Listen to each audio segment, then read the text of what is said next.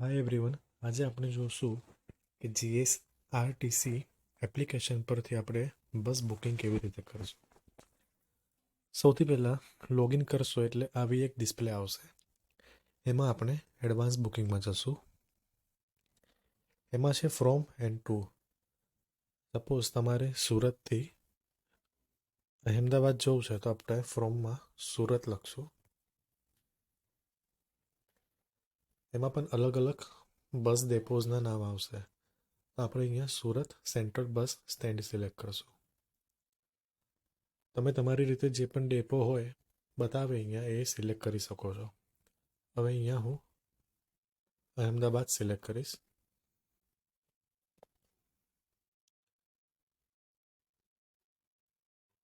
અહેમદાબાદ ગીતા મંદિર સિલેક્ટ કર્યું મેં. પછી અહીંયા ડેટ મેં સિલેક્ટ કરીશ. Suppose 31 December. હવે રિટર્ન ટિકિટ તમારે કઢાવી હોય તો અહીંયા રિટર્નમાં જઈને આપણે કરશું, પણ હું અહીંયા રિટર્ન નથી કરતો તો એ ખાલી વન વે જ બુકિંગ બતાવી રહ્યો છું. હવે કેટલા લોકોનું બુકિંગ કરવું છે એના નંબર આપણે અહીં લખશું. સપોઝ 3 લોકો છે તો એના નંબર અહીંયા. હવે અહીંયા જે 3 લખ્યા છે એ એડલ્ટ લોકો છે અને બીજા છે એ ચિલ્ડ્રન છે. હવે કોઈ એક જ મુસાફર હોય અને એક ગર્લ હોય, મીન્સ લેડી હોય, તો અહીંયા 1 લખીને મેં અહીંયા સિંગલ લેડી અહીંયા સિલેક્ટ કરીશ. તો એ રીતની મારે સીટ મળશે.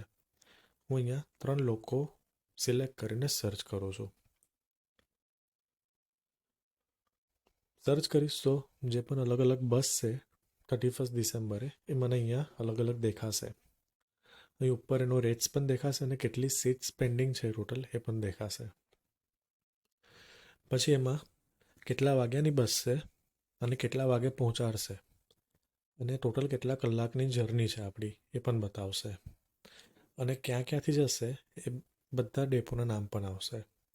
સપોઝ મેં કોઈક સિલેક્ટ કરું છું, બરાબર. આ રીતનું બસ સિલેક્શનનું બતાવશે. મારી 3 સીટ છે, મેં અહીંયા સિલેક્ટ કરું છું. હવે અહીંયા પેસેન્જરના નામ, એમનું જેન્ડર અને એમની ઉંમર કેટલી છે એ લખીશ. પછી ઈમેલ આઈડી લખીશ ને ફોન નંબર લખીશ અને કન્ફર્મ કરીને જે પણ પેમેન્ટ છે એનું પેમેન્ટ કરી નાખીશ. એટલે મારી બુક જે બસની ટિકિટ છે એ બુક થઈ જશે. એનો મેસેજ પણ આવી જશે અને સિમિલરલી જે આપણું ઈમેલ આઈડી છે એના પર મેલ પણ જતો રહેશે. બરાબર. એ બુક કર્યા પછી તમારે કરંટ બુકિંગમાં પણ દેખાશે. અને સપોઝ તમારે કોઈક રીઝનથી કેન્સલ કરવું હોય તો તમે કેન્સલમાં જઈને કેન્સલ પણ કરી શકશો. તો આ રીતે આપણે જીએસઆરટીસીની જે મોબાઈલ એપ્લિકેશન છે એના થ્રુ આપણે ઇઝીલી બસ બુક કરી શકીએ છીએ. સો thanks for watching. Kindly like the video and subscribe the channel. Thank you.